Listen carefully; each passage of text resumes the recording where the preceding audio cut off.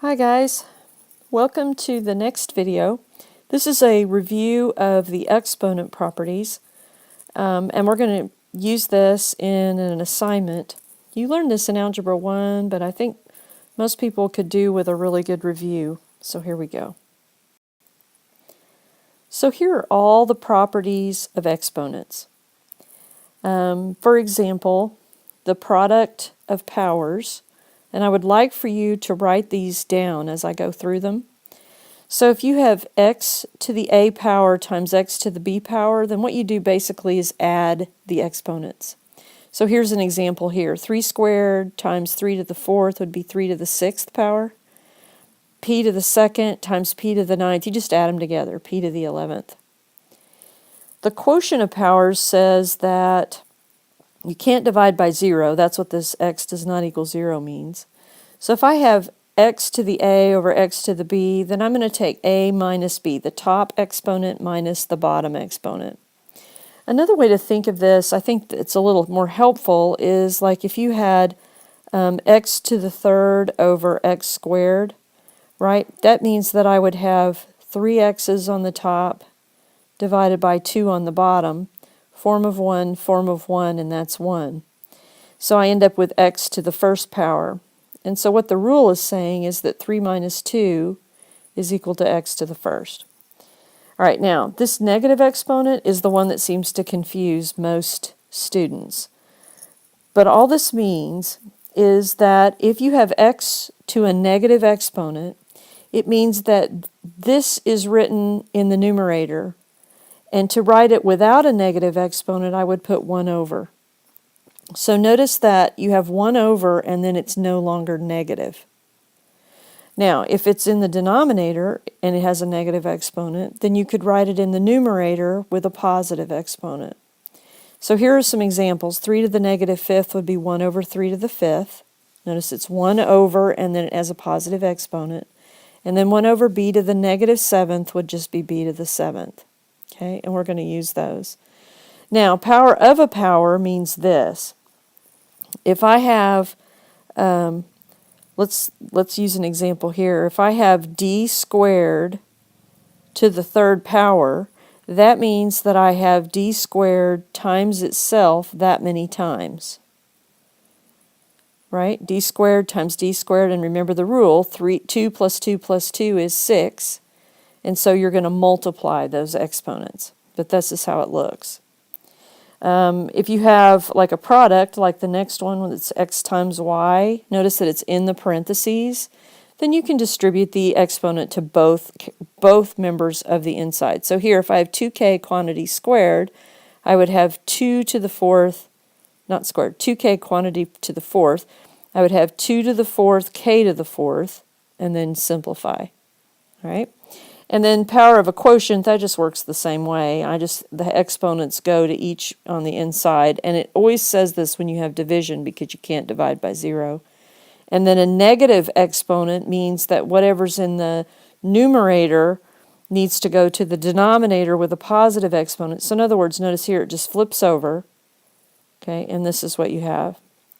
And then don't forget this, please write this down. Anything to the 0 power is just equal to 1. So 7 to the 0 is equal to 1. Okay, to simplify monomials, you're going to make sure that there are no powers of powers, that each base appears once, all fractions are in simplest form, and there are no negative exponents. So this means a monomial expression is in simplified form. Please write this down. This is really important. So here's one that's just very simple. This is n squared over n to the 10th, right? So if you do the rule, you would say it was 2 minus 10, which is n to the negative 8th. Well, we know that a negative exponent can be written as 1 over n to the positive 8. Okay, this one's a little more complicated, but no big deal. We'll just take each part as we see it. So this part here is written as a negative exponent, right? So is this one. So this is what I do. I go ahead and draw the line like a fraction. And then because this one is negative, it's going to be written as positive in the denominator.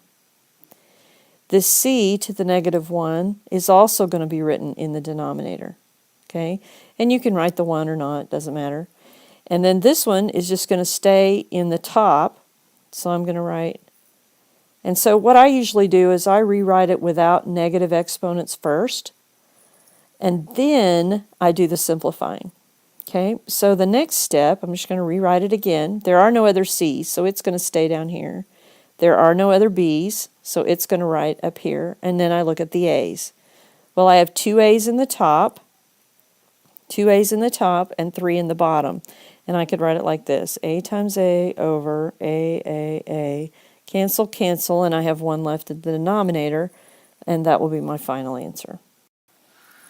Okay, here's another type. This is the power of a power, right? So I've got the inside. I'm just going to rewrite it.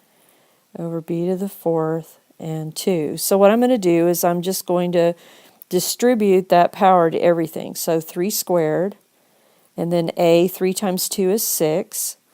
4 times 2 is 8. Almost done. Go ahead and do the 9, a to the 6th, b to the 8th.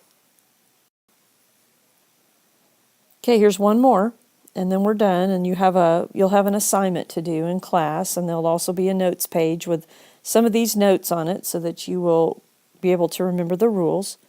So remember what I said. The first thing that you want to do is you want to write everything with a positive exponent. So because this is x to the negative 2, I would write it in the denominator as x squared. Y to the negative 3 would be y to the 3rd. X to the negative 3 also goes in the denominator.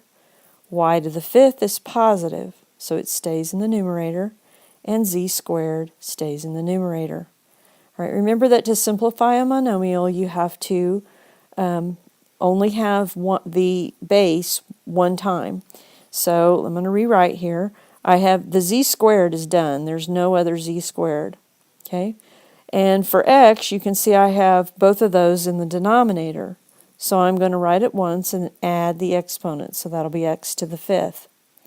On this other, I have y to the 5th in the numerator and y to the 3rd in the denominator. So subtract the exponents, and you're left with y squared. And so this would be your answer.